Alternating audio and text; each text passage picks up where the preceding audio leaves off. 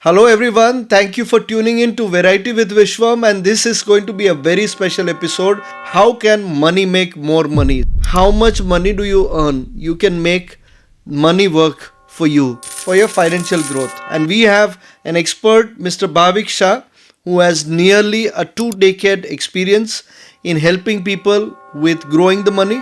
Thank you, Bhavik Bhai. Thank you for joining us. Thanks, Vishwam, for inviting me on your podcast. I would be really excited to share the ideas and experiences that I have gained over last 19 years. Money mindset.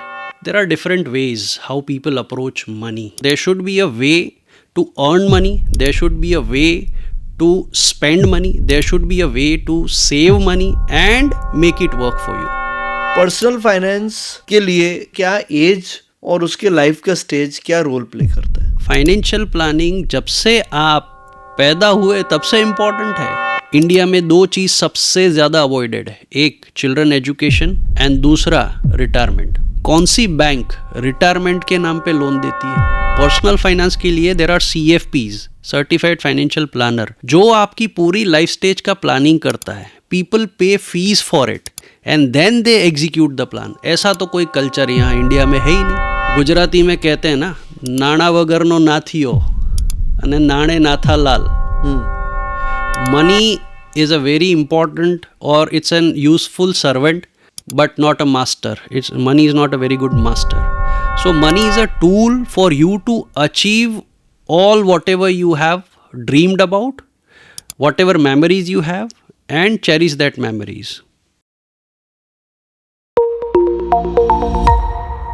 Hello everyone, thank you for tuning in to Variety with Vishwam, and this is going to be a very special episode because we are going to talk about how can money make more money. So we are going to talk about money mindset for your financial growth, and we have an expert, Mr. Bhavik Shah, who has nearly a 2 decade experience in helping people with growing the money, and we have been working extensively on his channel also, and you have been getting amazing content on Bhavik Shah FP, and that's content which helps people to grow money.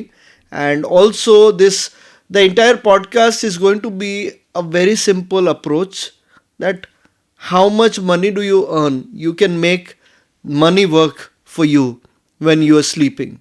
So Warren Buffett has said, when you're sleeping and if the money is making, then that's the right approach. So let's make money when we're sleeping, and let's make active income from the savings you have done. So thank you Bhavik bhai, and thank you for joining us.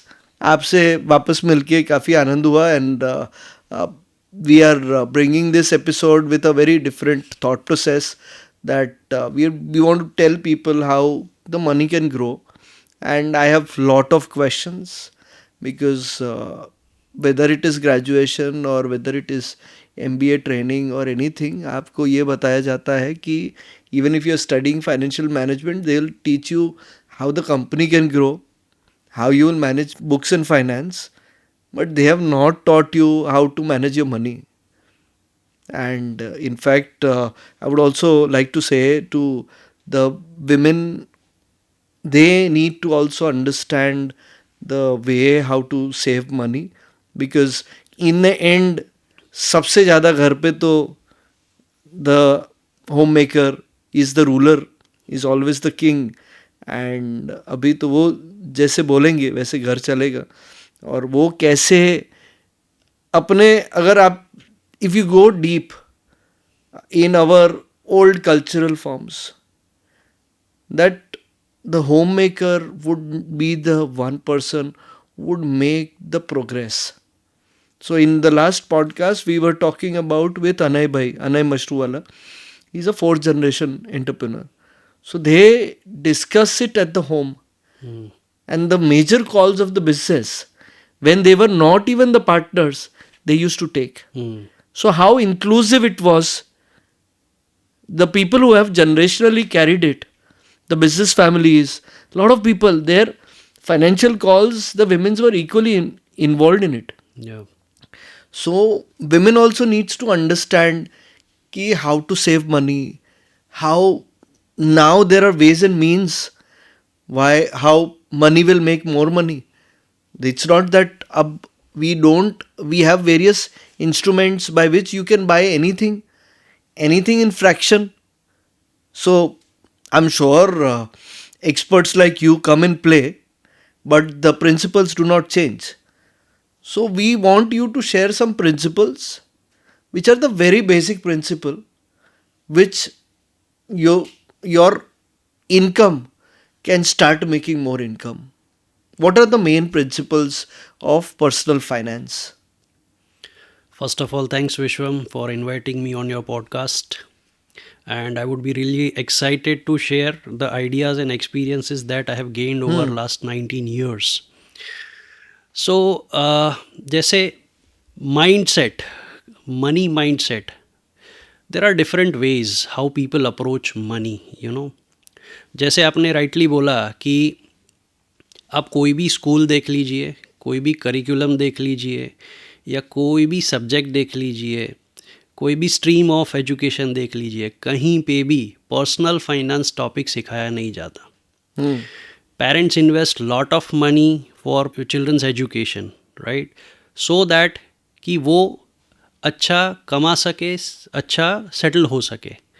पर अगर उनको personal finances के basic principles के बारे में जानकारी नहीं है, पर्सपेक्टिव्स नहीं है, तो how will they be able to sustain the lifestyle and grow. So this is a very important topic. इसीलिए हमें ये podcast and videos and channels बनानी पड़ती है, बिकॉज सबसे कम वेटेज पर्सनल फाइनेंस को दिया गया है. And you will be surprise to know कि इंटेलिजेंट फाइनेंस बैकग्राउंड से जुड़ा हुआ बंदा, बैंकर, उसको भी निटी-ग्रिटीज ऑफ पर्सनल फाइनेंस के बारे में पता नहीं होता है. सो ये माइंडसेट और पर्सपेक्टिव घर से ही सीखने मिलते हैं, right. There are certain communities जिनके घर में ही ये सब डिस्कशन बचपन से शुरू हो जाते हैं. So they have that kind of mindset developed early on in their phases, right. Traditionally हमारे यहाँ इंडियन कल्चर ये था कि income minus savings should be your expense. Over the period of time, the whole perspective has changed. Income minus expense is equal to savings. पर कुछ बचता ही नहीं है ना, because expenses always override the income. तो कैसे बचाओगे? दूसरी चीज़ कि पहले क्या था, आज से 25-30 साल पहले there were only limited products available for investments, limited products available for protection planning, गिन के 4 प्रोडक्ट्स थे, तो कन्फ्यूजन नहीं था. आज आप देखो तो there are so many avenues of investment.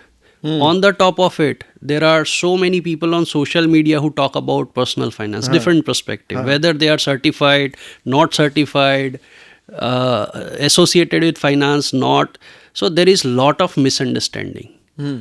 तो आज हम जो डिस्कस करेंगे उसमें मेजरली तो मिथ ही हमें अवॉइड करने हैं, क्लैरिटी देना है कि बस पर्सनल फाइनेंस बहुत सिंपल है. यंगस्टर्स 18 to 25 की उम्र के यंगस्टर्स से आप बात करो कॉलेजेस में, उनको लगता है finance is a very boring subject, finance is very mathematical, it's very tough. It's not that, it's a very logical subject to talk about. It's a life line. अगर आपने फाइनेंस मैनेज किया तो आपका standard of living अच्छी तरीके से manage हो जाएगा. There are 2 type of people when we talk about finance and both behave very extremely, you know. एक होते हैं हमेशा कंजर्वेटिव थॉट प्रोसेस से होते हैं, जैसे आपके फादर या मेरे फादर की जनरेशन के लोग आज भी अगर उनको अहमदाबाद से मुंबई ट्रेन जर्नी करना है तो they will prefer to go in a sleeper class 250-300 रुपए के टिकट में, बिकॉज देयर माइंडसेट वॉज कि बचत करो बचत करो बचत करो. और आपकी मेरी generation we will prefer to travel in second AC और मे बी वंदे भारत और maybe flights, right. So we give more weightage to time and comfort rather than money. So यहाँ पे स्पेंडिंग माइंडसेट आ गया है कि बस देखा जाएगा, आज स्पेंड करो, कल की देखेंगे. So this both mindsets are not ideal. There should be a way to earn money. There should be a way to spend money. There should be a way to save money and make it work for you. Gujarati में कहते हैं ना, नाणा वगरनो नाथियो अने नाणे नाथा लाल। अगर आपके पास धन नहीं है तो सब आपको नाथियो बोलेंगे, और अगर आपके पास फाइनेंशियल वेल्थ है तो आपको सब नाथालाल बोलेंगे। So this is the adage. So finance से बहुत ही चीज़ फ़र्क पड़ने लगती है, लोगों का पर्सपेक्टिव फ़र्क पड़ने लगता है, and you yourself feel confident over the phases of life कि I will drive through the crisis phase or uncertain phase or maybe any phase of life.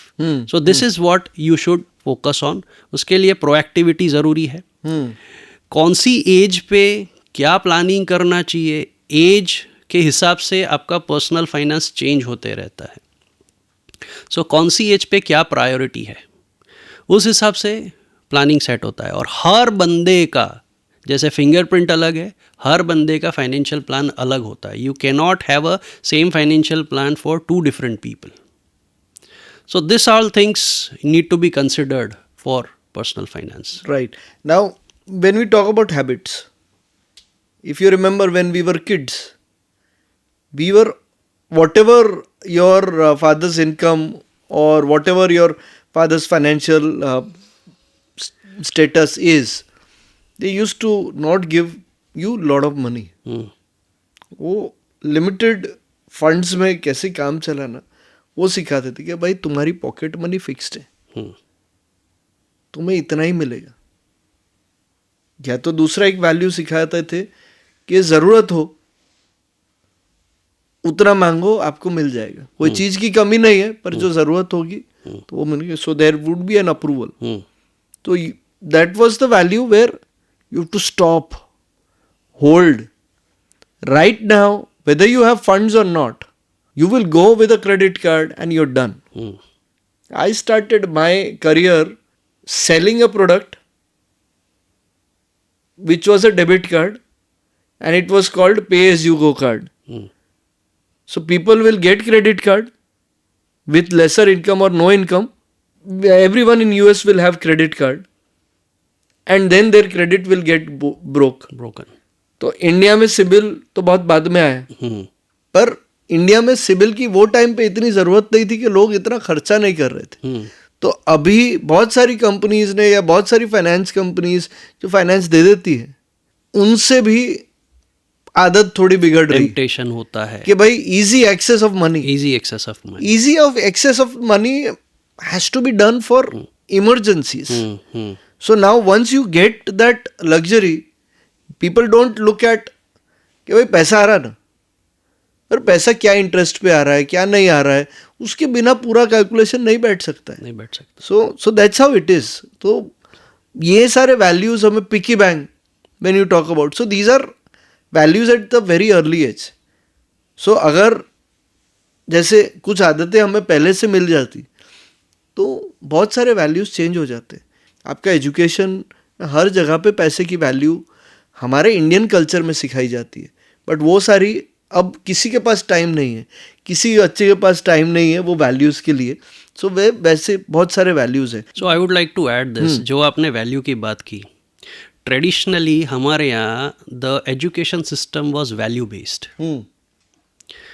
Value based education system था. घर में बोल लो, गुरुकुल में बोल लो, वैल्यू बेस्ड था.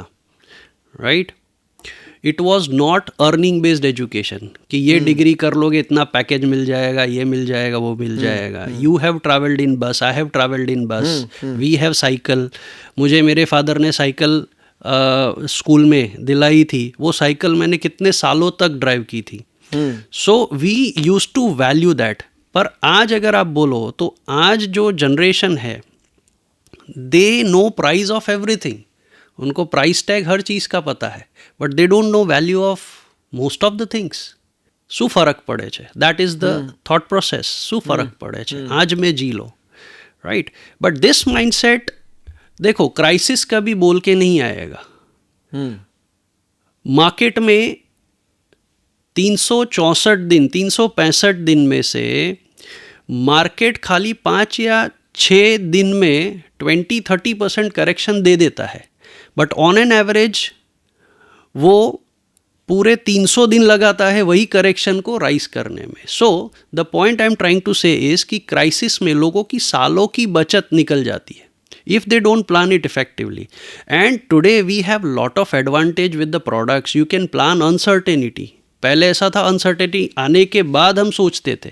Today there are lot of products available where you can plan any kind of uncertainty. पर उसका अवेयरनेस होना जरूरी है, ऑप्टिमम अवेयरनेस होना जरूरी है.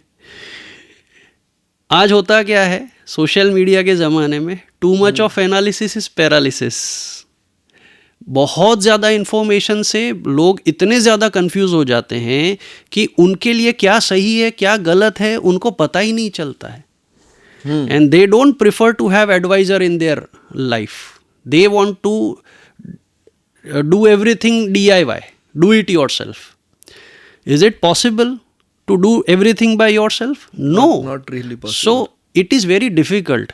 और गूगलेश्वर महादेव के भरोसे पे आप पूरा रिसर्च कर लेते हैं. Basically digital content is purely, at lot of things it is marketing based content. So you need to understand whom you need to listen, and you need to filter out. Even influencers or content creators, you need to dig a little deeper before really believing in them, because what he has said in first video, what he has said in third video, what he has said in sixth video, because we work on. पर उसमें विश्वम कि you have to, what you rightly said, मुझे किसको follow करना है. Finance field में who's who वही पता नहीं है तो how will I. Finance field में कौन से सर्टिफिकेशन रिलेवेंट है, बंदे का कितना एक्सपीरियंस है, ये सब चीज़ें जानना जरूरी है. अगर मुझे एक छोटी सी सर्जरी के लिए जाना है, से for example I have to go through a particular surgery, appendix का surgery, whom will I consult? Will I consult a heart surgeon? Will I consult a gynecologist? Or will I consult a gastroenterologist? Or will I consult a dentist? किसका काम है ये?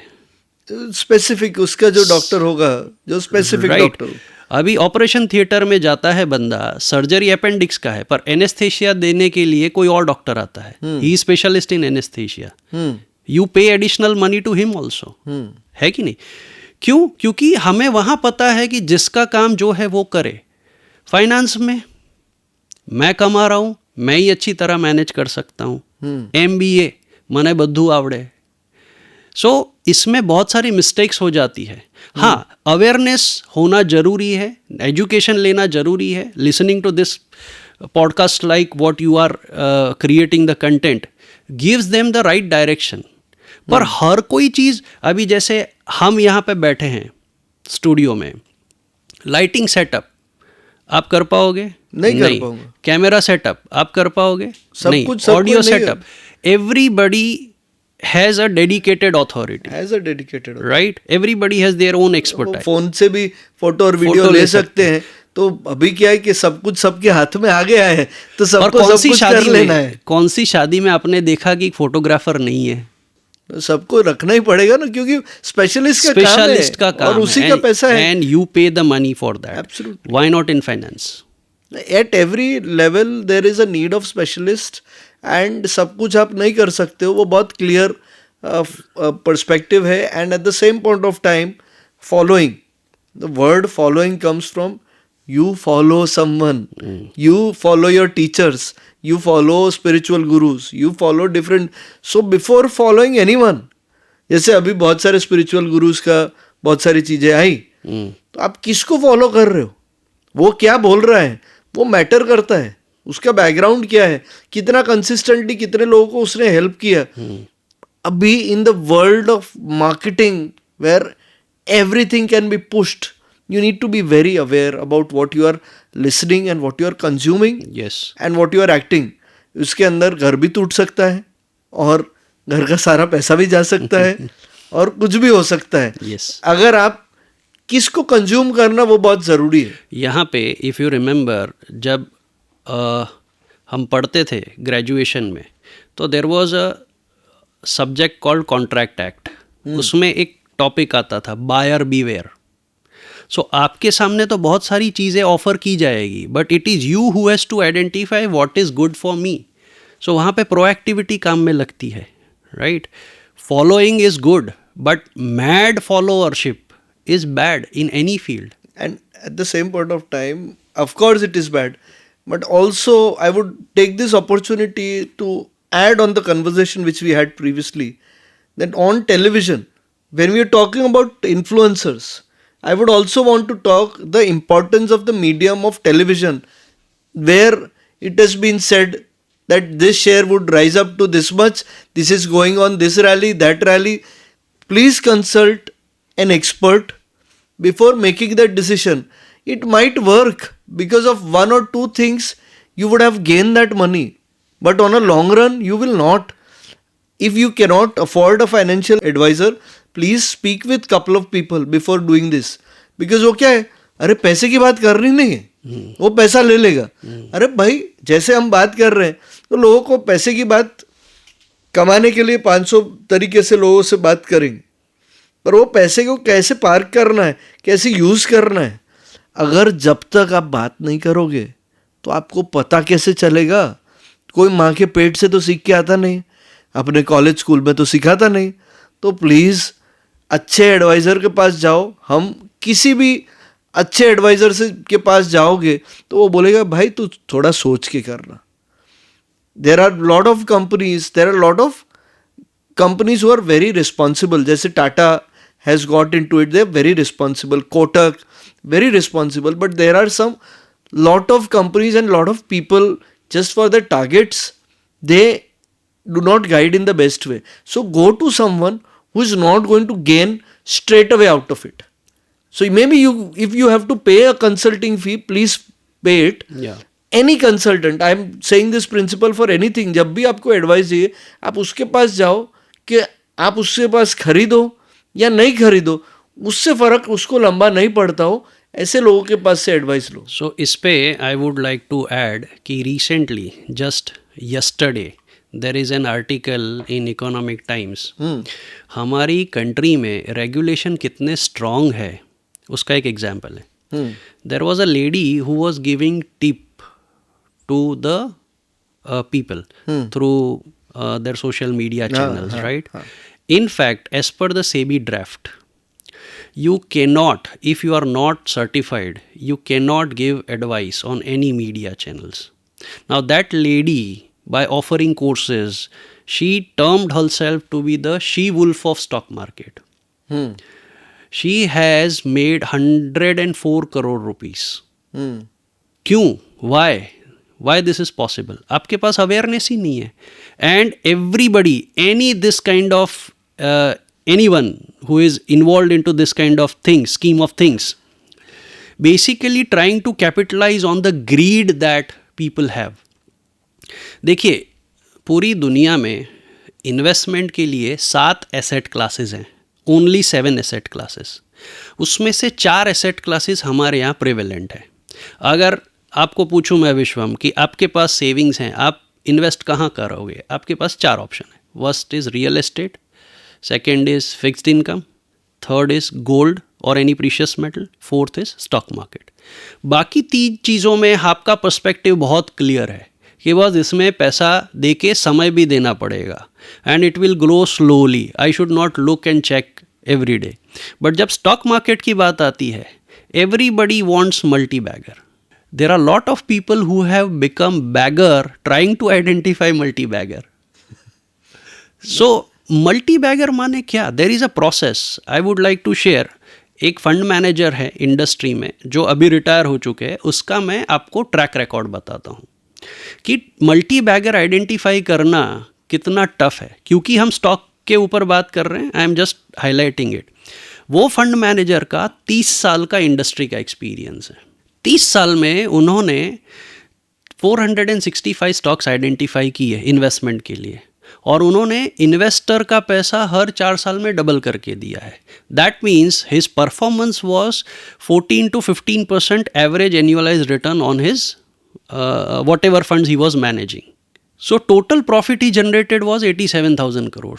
उसमें से 74,000 करोड़ का profit was generated by only 55 stocks. So if you take the percentage out of 465 stocks which he identified, only 55 stocks generated 80% of the wealth. So what is his success ratio? Only 11% stock generated 80% of the wealth, जिसको हम multi bagger term कर सकते हैं. तो क्या वो luck था, क्या वो स्किल थी, या वो प्रोसेस था? प्रोसेस ही होगा शायद. इट वॉज अ कॉम्बिनेशन या ऑफ तो स्किल नसीब एंड भी हो प्रोसेस. सकता या तो हो भी सकता है. पर इट वॉज अ आप बताइए कॉम्बिनेशन. कि क्या होगा वो. It was a combination of process and skill. You are applying that skill and you are trying to identify the companies which fall into your watch list and then ultimately into your portfolio. You don't know कि which stock will become multi-bagger. Agreed. आपको नहीं पता, वो जो analysis करता है technically इतना consistently, उसको ही पता होगा. हाँ, उसके so बिना that तो is नहीं a skill part. But then you need to have a process. आप मुझे एक बंदा बताइए जो बोला, पूरी दुनिया में बताइए कि जो बोलेगा कि मैंने फिक्स्ड इनकम से इतनी सारी वेल्थ जनरेट की. मुश्किल है. पॉसिबल ही नहीं है. पॉसिबल. तो आप जितने भी अपने शुरुआत में वॉरेन बफे की बात की, वॉरेन बफे ने अपना पूरा वेल्थ किससे बनाया? स्टॉक मार्केट से, स्टॉक से. हाँ. There are so Indian examples, Radha Kishan Damani, Rakesh Jhunjhunwala, how they created wealth.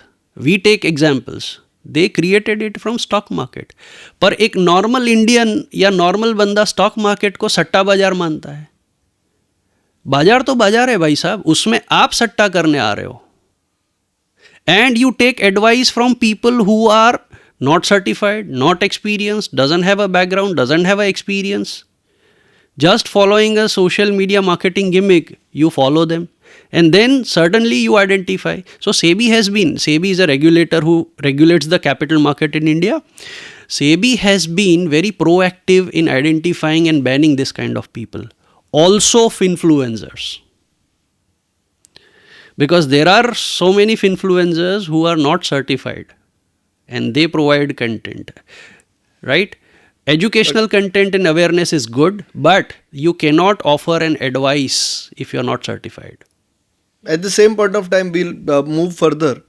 There are a lot of very known people who have also started talking about personal finance. Yeah.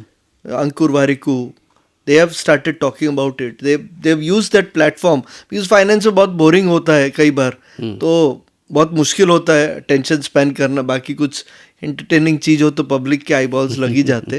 तभी आगे जाते हुए हम ऐसा बात, also I would like to point out that if you find anything like that, you can always report to SEBI और government of India. They have lot of such process कि अगर आपके पास वो सर्टिफिकेट नहीं है तो आप इन्फ्लुएंसर नहीं है. So they have now created and lot of things have been getting in that ways. Correct. So lot of things are addressed. Yes. So now everyone is coming in the radar. So ये simple चीज करोगे वैश्वम, तो you will be out of all this gimmicks. बराबर. अगर आप किसी से advice लेते हो, simple question, are you certified by NISM for research analyst certification? If yes, that is a first checklist done. What is the experience you have? What is the track record that you have? If you ask these three simple questions, you are done with it. You move out of all the mis-selling gimmicks. यानी वो कुछ certified होगा तो उसको पता होगा ना. उसको पता ही नहीं होगा तो क्या सलाह देगा. So that's what. सीखा ही नहीं होगा तो क्या देगा. आपको, मुझे, हम सबको इंदौर से, गुड़गांव से, दिल्ली से कॉल आए हैं कि क्या आप स्टॉक मार्केट में ट्रेडिंग करते हो? आपको भी आए होंगे. व्हाट डू यू से? I will trust. I'll go with the trusted person, and I do it, but I don't need your service. But on a phone call, how will you know that he's a trusted person? उसका website भी बहुत तामझाम वाला होगा. मेरे को तो करना ही नहीं ना. I would go with someone who थोड़ा knowledgeable इंसान होगा. So एक सिंपल चीज है to override this mistake is कि भाई साहब, अगर तेरा इतना ही अच्छा ट्रैक रिकॉर्ड है तो आके मुझे मिल. अरे भाई, इतना ही अच्छा ट्रैक रिकॉर्ड है तो खुद के लिए बना ले भाई. कर ले. So anyways, so now moving towards our intended topic, because it's a never ending conversation about the grapevine. और ये किसी का भी बात नहीं सुनना चाहिए. वो तो सिंपल बात है. जो नहीं सुनते हैं तो उसको बाद में सुनना पड़ेगा. यस. म्यूजिक नहीं, पैसा जाएगा तो पता चलेगा कि पैसा गया. अभी क्या इम्पोर्टेंस होता है कि इंसान को पर्सनल फाइनेंस के लिए, अगर मैं बात करता हूँ तो क्या एज और उसके लाइफ का स्टेज क्या रोल प्ले करता है? It plays a very important role. देखो क्या होता है, पता नहीं, बायोलॉजी और फाइनेंस भी रिलेटेड है. अगर हम बात करें यंगस्टर्स की, तो यंग एज पे आपने भी खर्चा किया है, मैंने भी खर्चा किया है. जैसे आपने शुरुआत में शेयर किया कि हमारे लिए एक चेकर कॉन्सेप्ट था कि हमारे ऊपर एक लिमिटेशन था. पापा बोलते थे इतना ही पैसा मिलेगा तुझे, तो एक लिमिटेशन था. आज you can access the credit from anywhere and everywhere, right? So young age पे people prefer spending, and at the age of 40 पता नहीं क्या हार्मोनल चेंजेस होते हैं, people become more stable, more comfortable, more focused. 40 के बाद they start thinking about seriousness of financial planning. पर भाई साहब, फाइनेंशियल प्लानिंग जब से आप पैदा हुए तब से इम्पॉर्टेंट है. ये बात अलग है कि पहले आपके पेरेंट्स ने किया, बट जब आप 18 की उम्र पे आ जाते हो, you have sufficient awareness to understand. Piggy bank का कॉन्सेप्ट आपने बताया, बच्चों को हम बचपन से पिकी बैंक में पैसा डालने को बताते हैं. What is it? It is a habit. So finance and habit is related. So young age पे आप खर्चा करोगे तो ओल्ड एज पे आपको सफ़र करना पड़ेगा. और ऐसा नहीं है, you have to balance it out. खर्चा, enjoyment is very important. So if you start thinking about money from your early 20s, I will take my example. I was 23 when I started investing, right? I was fortunate enough to get financial education at very young age. I started earning, मैं supermarket में billing counter पे I was working from the age of 18. तो पैसों की value मुझे पहले से पता चली थी. So I started saving, I started investing from the age of 23 till I am now whatever 41. मेरा पैसा कंसिस्टेंटली मैंने इन्वेस्ट किया है. So it has to do with the age, and हर एक एज पे आपके क्या क्या गोल है उस हिसाब से. सो अर्ली 20s में आपके कुछ गोल होते हैं, 40s 50s में आपके कुछ गोल होते हैं, and after 58 you are retired. So आपके कुछ गोल वो होते हैं. अगर हम बात कर रहे हैं कि भाई 20 से 30s में क्या पैरामीटर्स होंगे जो मनी माइंडसेट को अफेक्ट करना चाहिए? आपका क्या माइंडसेट होना चाहिए? 20 to 30 वाला डिकेड जो है, 20 to 30 वाला डिकेड ऐसा है विश्वम, जहाँ पे आजकल तो क्या है कि people are earning good money because of their skill. Today's young generation is so much moving fast. उनके पास आइडियाज़ अच्छे हैं, they are earning good money. मैं ऐसा मानता हूँ पर्सनली कि अगर आप सिंगल हो और अर्ली एज पे आपके पास सब्सटेंशियल इनकम है, तो you should invest 80 to 90% of your income. बहुत ज़्यादा हो जाएगा, बहुत ज़्यादा हो जाएगा. मुझे पता था आप ये बोलोगे. जलसा कब करोगे? तो पर 80 to 90% of income, because you can afford to do it, right? नहीं कर सकते हो 70% ऑफ इनकम, क्योंकि जैसे ही आपका शादी होगा, आपका बचत का टेंडेंसी जो है या इन्वेस्टमेंट का टेंडेंसी 50% हो जाएगा, क्योंकि आपकी रिस्पॉन्सिबिलिटीज़ बढ़ रही है. एक किड आया 28 से 30 के बीच में, 27 से 30 के बीच में, you have one kid, right? Calculate the amount of raising one kid. There is an estimate कि 18 लाख से 52 लाख तक का वन किड को रेज करने का एस्टिमेट है. Depends on your background.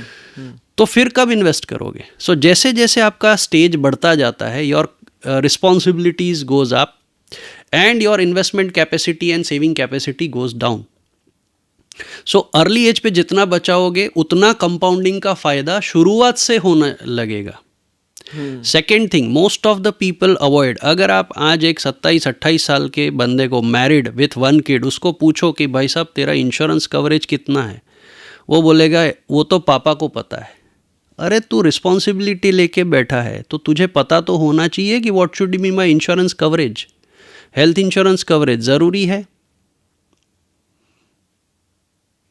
ये सब 20-30s में कंसेप्ट क्लियर होने चाहिए और वो करना चालू हो जाना चाहिए. एब्सोल्युटली. अभी मैं बात कर रहा हूँ 30s से 50s के बीच में, जब आप मिड करियर में आते हो, जो 30 के अंदर समझ में आ जाता है कि मेरे को ये काम करना है, या 30s to 40s में क्लैरिटी होती है. अगर हम बात कर रहे हैं 30s से 50s के बीच में, तो तब उसके करियर का प्राइमनेस शुरू हो चुका होता है. तो तब उसके मनी माइंडसेट क्या होना चाहिए? सी अगर आपने 20s to 30s में ये सब चीज़ें इफ़ेक्टिवली प्लान कर ली है, then in 30s to 50 you just have to maintain it. आप जैसे जैसे ग्रोथ कर रहे हो financially, you should add on to whatever investments you have already made. देखो क्या होता है 30s के बाद जैसे आपका फैमिली एक्सपांड होता है, there is a biggest decision that comes to every one's life is नया घर लेना है. वो घर का होम लोन लोगे आप, सो EMI शुरू हो जाएगा. So effective planning of debt is very important. दूसरे नंबर पे आपका बच्चा हायर स्टडीज़ में आएगा, do you have that planning for it. उनकी मैरिज के लिए प्लानिंग, ये सब चीज़ें बहुत इंपॉर्टेंट है 30s to 50s के लिए. इसीलिए अगर 20s to 30s में अगर आपने इफ़ेक्टिव प्लानिंग किया है तो ये फेज़ में आपको इतना बर्डन रूप नहीं लगेगा.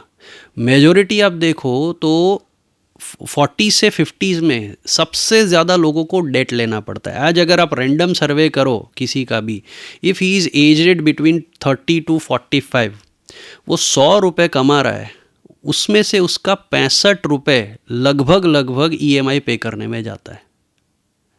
घर का EMI है, गाड़ी का EMI है, right. So 65 to 70 rupees is goes in EMI. दूसरा, टैक्स प्लानिंग वो इफेक्टिव कर रहा है कि नहीं कर रहा है. Is he aware about the various tax efficient avenues. What is the emergency planning. कल को उठ के कुछ हुआ तो जॉब चले गया या बिजनेस में डाउन फेज आ गया, तो does he have the emergency corpus. Covid phase में हमने देखा कि स्टैंडर्ड लोग बोलते थे 3 महीने का घर चल सके उतना पैसा इमरजेंसी फंड में रहना चाहिए. अभी लॉकडाउन ही 6 महीने चला तो क्या करोगे आप. So ideally emergency fund should be to survive for at least 1 year. दूसरी चीज़ 30s to 50s में एक फेज़ ये आता है कि you reach at an saturation stage of your career, you want a career shift. तो क्या आपको वो करियर शिफ्ट लेने के लिए do you have plan sufficiently. क्योंकि एक नया बिजनेस शुरू करने में और सस्टेनेबल होने में 999 दिन लगते हैं, 1000 दिन. तो क्या वो फेज़ आप सस्टेन कर पाओगे, क्या वो स्मूथली उसमें आपका घर खर्च चलेगा. All this things are very important between 30s to 50s. Right. Also, in India specifically, we don't give much weightage to retirement as an important goal. India में 2 चीज़ सबसे ज़्यादा अवॉइडेड है, एक चिल्ड्रन एजुकेशन एंड दूसरा retirement. Retirement को हम as से जोड़ दिया है. रिटायरमेंट माने 58 को मैं रिटायर होऊंगा, but retirement doesn't have to do with the age. What is retirement? Retirement from your active work life, so that you can balance your life. आप काम तो करने वाले हो पूरी ज़िंदगी, बट पैसों के लिए काम करना है या you want to have a balance of life, you want to have a vocation, you want to enjoy that money that you have made. What are your priorities? So retirement planning माने क्या होता है, जब आपका passive income आपके active income या उससे थोड़ा ज़्यादा जनरेट होने लगे, that is the stage where you can decide कि now I can take financial independence. So वो बहुत ही अर्ली सोचना पड़ता है, बट नहीं होता है. there is a international company which made a survey कि इंडिया में 60% लोग ऐसे हैं जिनका retirement corpus children education and children marriage में खर्च हो जाता है. और आप मुझे बताइए कि कौन सी बैंक रिटायरमेंट के नाम पे लोन देती है. नहीं दे सकता ना, क्योंकि वो तुम आज मैं रिटायर हो गया, कोई भी बैंक में चले गया, बोलूँ मैं रिटायर हो गया, give me the loan for 20 years. Possible? Not possible. So it is a most important priority goal. बाकी सबके लोन्स मिलते हैं बट रिटायरमेंट का नहीं मिलेगा. सो प्रायोरिटी सेट करनी पड़ती है. US में, अब जैसे हम US की बात कर रहे थे, US में there are qualified certified people. जैसे यहाँ चार्टर्ड अकाउंटेंट होता है, वहाँ पर्सनल फाइनेंस के लिए there are CFPs, certified financial planner, जो आपकी पूरी लाइफ स्टेज का प्लानिंग करता है. People pay fees for it and then they execute the plan. ऐसा तो कोई कल्चर यहाँ इंडिया में है ही नहीं. फीस देना मतलब it pains a lot here, right. So this is very important. ये स्टेज आएगा आगे जाते हुए, but currently the stage is कि people are not very comfortable paying the fees. Right. Now, what are the 5 such core principles which you need to stick to it to have a mindset which is going to make your money grow?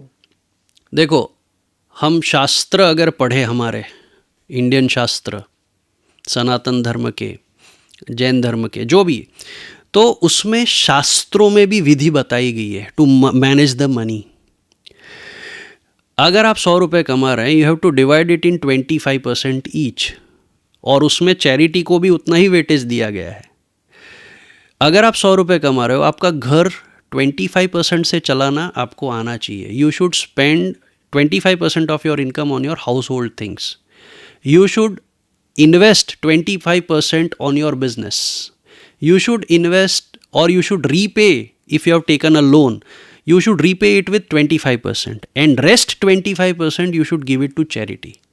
पर वो तो शास्त्रों में बताई गई बात है, पुरानी बात है. How much you can follow, not follow, we don't know it. Looking at current realities, at least अगर आप 100 रुपये कमा रहे हो तो 50 रुपये से घर खर्च करो, 30 रुपये लोन रिपेमेंट में करो, और 20 रुपये आपके फ्यूचर के लिए इन्वेस्ट करो. So you should at least have 20% of your income to be invested for your future life. Right.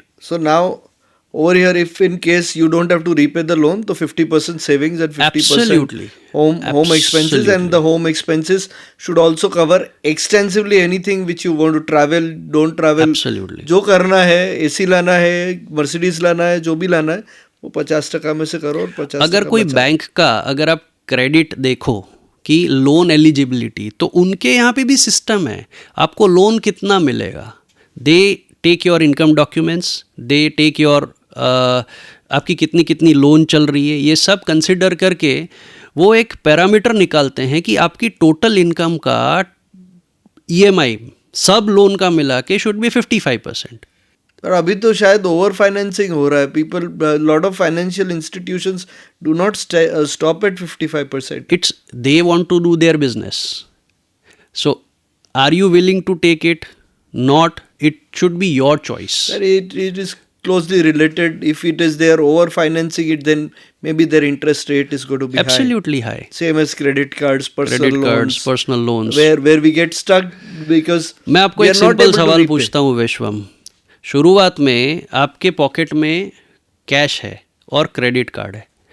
अगर आपको कोई चीज़ पसंद आई, आपको खरीदनी है, खरीद के प्राइस टैग देख के उसको 5,000 रुपये कैश देना है और 5,000 का क्रेडिट कार्ड स्वाइप करना है, आपको दर्द कहाँ होगा?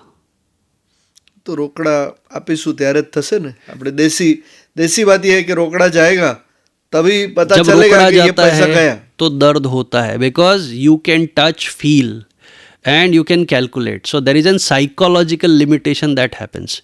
क्रेडिट कार्ड में आपको मंथ एंड में पता चलता है इतना ज़्यादा खर्चा हो गया, कभी कभी लिमिट खत्म हो जाती है, and then there is 3% interest rate on it monthly, which compounds to 36%. So ultimately you are giving finance to financial institutions. And at times for business, at a lot of times financial institutions do not give money. So देसी गुजराती धंधे वाले लोग 1-1.5% से ज़्यादा बढ़ते नहीं हैं, पर लोगों को जब ज़रूरत होती है तब 2%, 3%. सो उसमें भी क्या होता है Vishwam, what kind of loan you are taking. There are good leverage, there are bad leverage.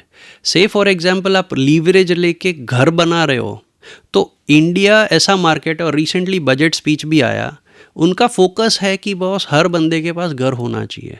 सो घर के लिए आप लोन लेते हो which is a good leverage, क्योंकि उसका इंटरेस्ट रेट बहुत ज़्यादा वॉलेटाइल नहीं रहेगा, डबल डिजिट में नहीं जाएगा, और सामने आप जो एसेट में वो पैसा इन्वेस्ट कर रहे हो वो एसेट ग्रो करेगा, एटलीस्ट वो रेंट जनरेट करेगा. सो it is a good leverage.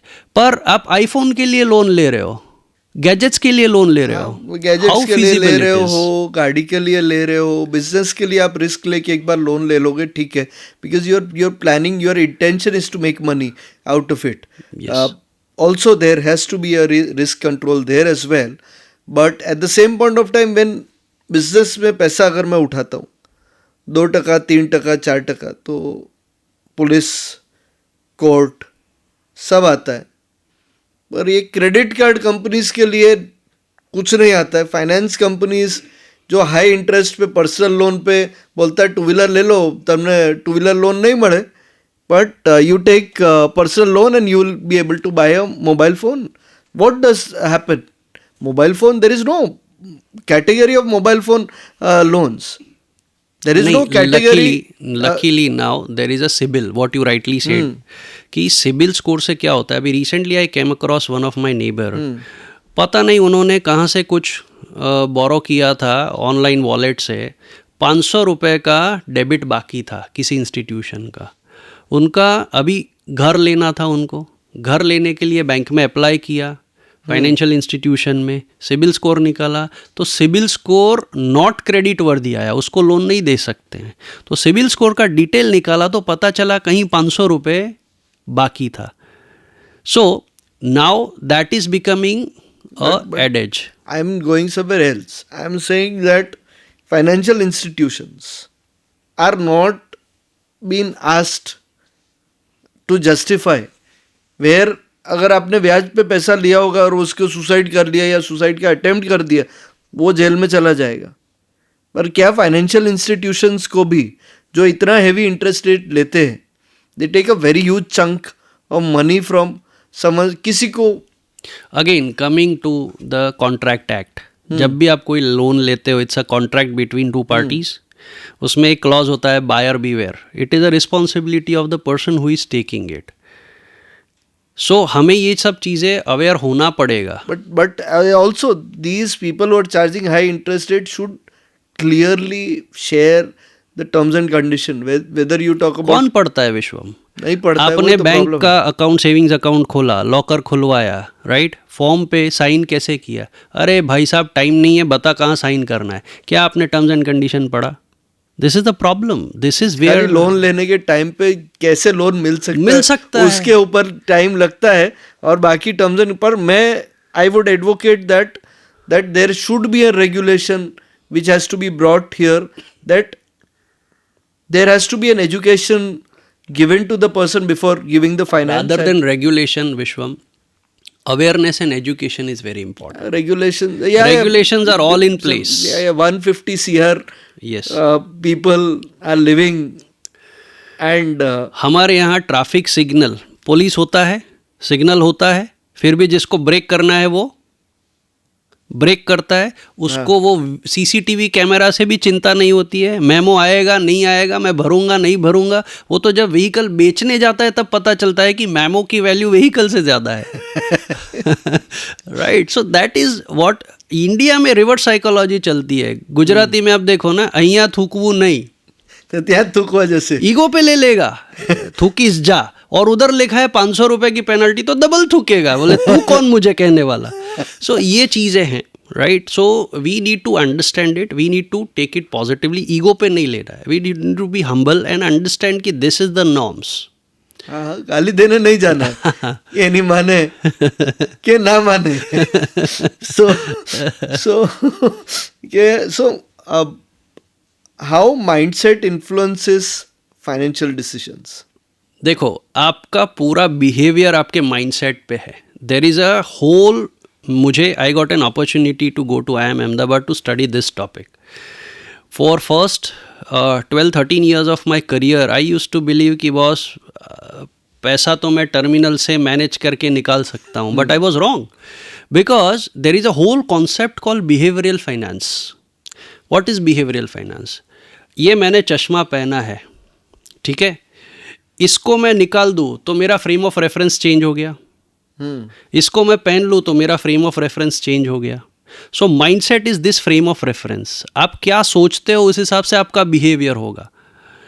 So it is very important. जैसा आपका बिहेवियर होगा कंसिस्टेंटली, वैसे आपका हैबिट होगा, right. So if I have a particular, so I have a frame of reference कि boss goal planning is important, financial planning is important, it should be documented, there should be investment creed, there should be a checklist of things, right. तो मेरा mindset clear है कि मैं 100 रुपये कमा रहा हूँ तो मेरा कितना रुपया कहाँ जाना चाहिए. वो है ही नहीं. कोई रास्ता, कोई मैप, कुछ नहीं है. In India people spend more time in travel planning than financial planning. India में तो फाइनेंशियल प्लानिंग और फैमिली प्लानिंग होता ही नहीं है, एक्सीडेंट्स हो जाते जाता हैं. जैसे हमने बात किया कि there are lot of financial decisions में आपके माइंडसेट से आप बहुत इन्फ्लुएंस होते हो. जैसे आपने बताया कि चश्मा लाल कलर का है, पीले कलर का है, तो वैसे दुनिया लाल, नीली, पीली, रंगीन दिखेगी. तो आपका जो सोच होगा उससे दुनिया वैसी दिखेगी, अच्छी दिखेगी, बुरी दिखेगी, खराब दिखेगी. बट आपके कर्मों पे भी है कि आपको दुनिया कैसी दिखती है. I am sure that is valid in everything across the world. So now I would want the mindset in terms of कभी इंसान को scarcity वाला mindset होता है तो वो अलग तरीके से सोचता है, और रेलम छेल पैसे का होता है तो अलग तरीके से सोचता है. तो scarcity versus abundance mindset, how do you put it across in personal finance? See, there is a research made. हम लोग बोलते हैं ना, काश मुझे लॉटरी लग जाए. लॉटरी टिकट लेने वाले लोग क्या सोच के लॉटरी लेते हैं? कि मेरा नंबर लग जाएगा. So they want to shift from, they believe that I am in a scarcity mentality, I want to have abundance. पर there is a survey made कि अगर लॉटरी टिकट लेने वाला बंदा है, वो लॉटरी टिकट लेता है, उसके पास वो लॉटरी लग भी गई, तो जितने लोगों को लॉटरी लगती है उसमें से 70% लोग को आप 3 साल के बाद मिलो तो वो कहाँ पाए जाएंगे? जहाँ थे वहाँ के वहाँ. आपको सुशील कुमार याद है? कौन बनेगा करोड़पति? हाँ. 5 करोड़ जीता था, वो कहाँ है आज? जहाँ था वहाँ का वहाँ टीचर ही है. तो 5 करोड़ का किया क्या? So scarcity mindset is hand to mouth. इसको अमाउंट से कोई लेना देना नहीं है. अगर आप 2000 रुपये महीने का कमाते हो, उसमें से भी आप 200 रुपये बचाते हो, और कोई 2.5 लाख रुपये कमाता है, उसके पास भी बचत नहीं है. राइट? 80-20 रूल करके एक बुक है. राइट? दुनिया की 80% लोगों के पास 20% वेल्थ है और 20% लोगों के पास 80% वेल्थ है. क्यों? क्योंकि they believe in abundance, they believe in there is sufficient for everything. That's what they believe.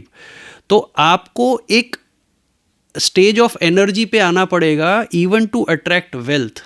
There is a wonderful book, The Secret, जहाँ पे यही कॉन्सेप्ट सिखाया गया है कि money is an energy, money is not figures, it's an energy.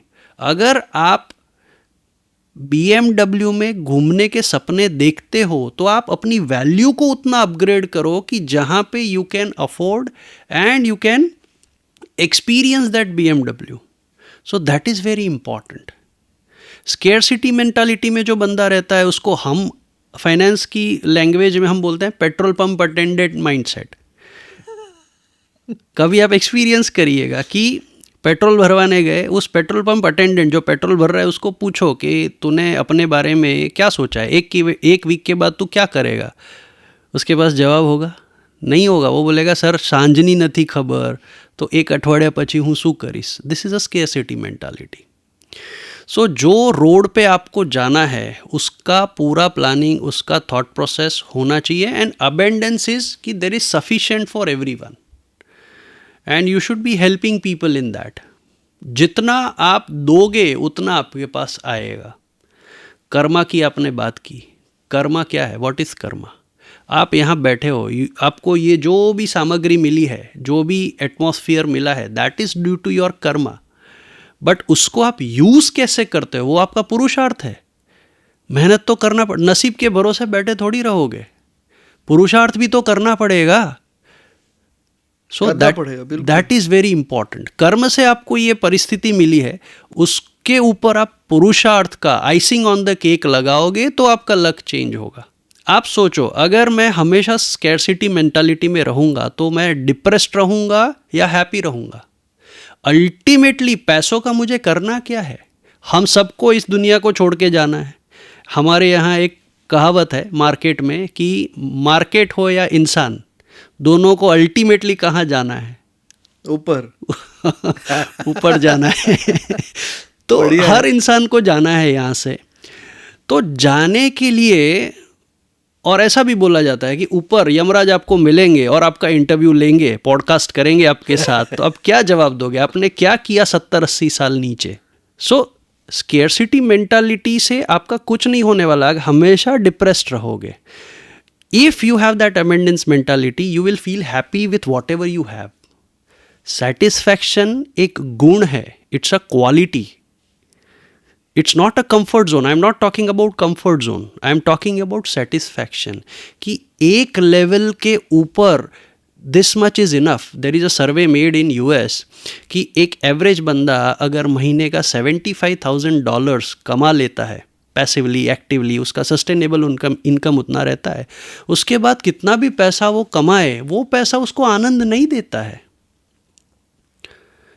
हमारे सबीर भाटिया जी बोलते रहते हैं कि मेरे पास यॉट है, मैं कितने दिन जाता हूँ, मैं एक आध बार जाता हूँ। वैसे ही बात है, तो he has made his wealth, so he can say it. But लोग ऐसा बोलेंगे, यार पहला पैसा आवा तो दो, बट पसी करिए। इसमें मैं एक रेफरेंस दूंगा, there is a wonderful podcast, Khan sir, Khan academy, he has made this statement कि what is the importance of satisfaction in your life, right.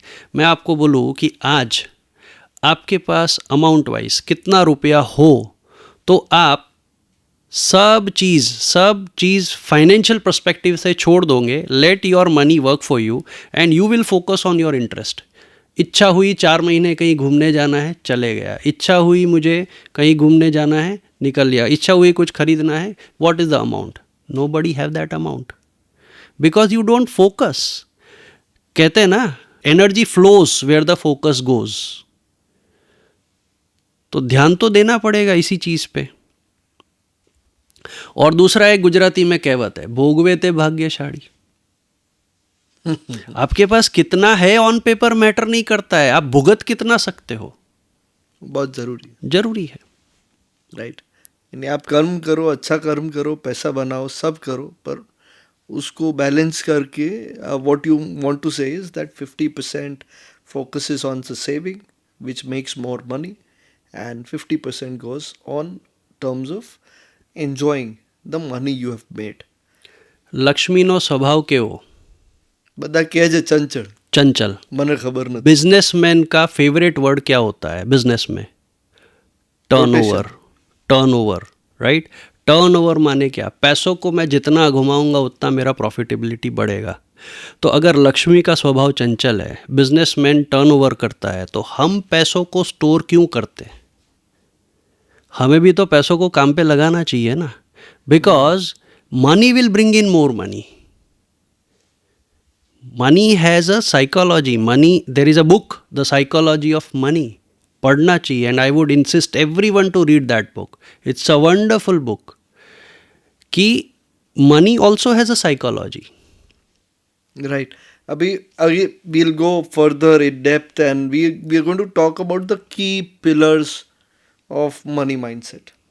So that's where I would want to know that what are the common personal finance mistakes which people do. Vishwam, इस पे तो I have a video on my channel. There are 9 common mistakes which people generally do. करते जाते हैं वो लोग, right. Without planning पैसा spend करते हैं, इंश्योरेंस और इन्वेस्टमेंट्स को जोड़ते हैं, कंपाउंडिंग के बारे में बातें करते हैं, पर कंपाउंडिंग का अनुभव उनको होता नहीं है। उनको टिप पे पैसा बनाना है, सेविंग्स सफिशेंट होता नहीं है, गोल्स क्या होने चाहिए और उसके लिए कितना प्लानिंग होना चाहिए उसकी आइडिया होती नहीं है, इन्फ्लेशन को ध्यान नहीं देते हैं, महंगाई को। So this are common mistakes which people keep on doing repeatedly. Right. So which are the 4 key pillars of smart money management or smart money mindset? See, सबसे पहला है कि आप गूगल मैप यूज़ करते हो। गूगल मैप जब हम खोलते हैं तो सबसे पहली चीज़ गूगल मैप हमें क्या बताता है? लोकेशन, करंट लोकेशन, आप कहाँ पे मैं हो, कहाँ खड़ा हूँ। उसके बाद मुझे क्या ऐड करना होता है कि मुझे कौन से डेस्टिनेशन पे जाना है, फिर मुझे वो रूट बताता है. सो फाइनेंस में भी ऐसा है. अगर आप जनरली ऑडियंस को पूछो कि where do you stand currently financially, उनको पता ही नहीं हुआ. What is the budget, they don't know it. मैं करंटली कहाँ खड़ा हूँ. किसी ने भी एक डायरी बनाया है जहाँ पे उन्होंने आज तक कितना कमाया, उसमें से कितना बचाया, उसमें से कहाँ इन्वेस्ट किया, उसका कितना ROI जनरेट हुआ, उसका कितना नेटवर्थ है. यानी आप ये बोलना चाह रहे हैं कि अपना कॉर्पस क्या है आपका, कि आप कितने इन्वेस्टमेंट पे बैठे हो, कहाँ आप खड़े जीरो हो, माइनस Yes. हो, +50 lakhs हो, -30 lakhs हो, तो your first important aspect is your current identify your current net worth. Net worth. दूसरी चीज़, जो घर में आप रहते हो उस घर की वैल्यू को गिननी नहीं चाहिए, because it is a security.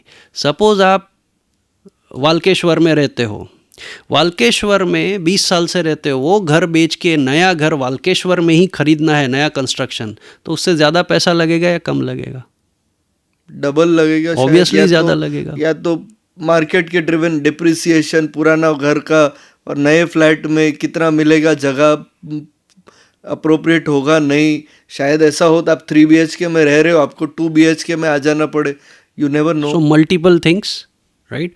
पर एक बॉटम लाइन की, जो रह रहे हो उसमें जितना आया उससे तो ज़्यादा ही इन्वेस्ट करना पड़ेगा. राइट. तो घर की वैल्यू गिननी चाहिए. नहीं गिननी चाहिए. That is not part of your net worth. नहीं, वो तो आप रहने के लिए हो ना, तो घर तो चाहिएगा ना. पर सबसे ज़्यादा, अगर हम मुंबई की बात करें, सबसे ज़्यादा लोग अपने चौल जहाँ रहते हैं, चौथी जनरेशन, उसका भी वैल्यू गिनती. खोखे का है, अरे भाई तू खोखे में रह रहा है, खोखे में खा रहा है, खोखे में ट्रैवल कर रहा है, खोखा बेच के तो बता. So that is not the right thing. You should calculate what is your liquid net worth, right.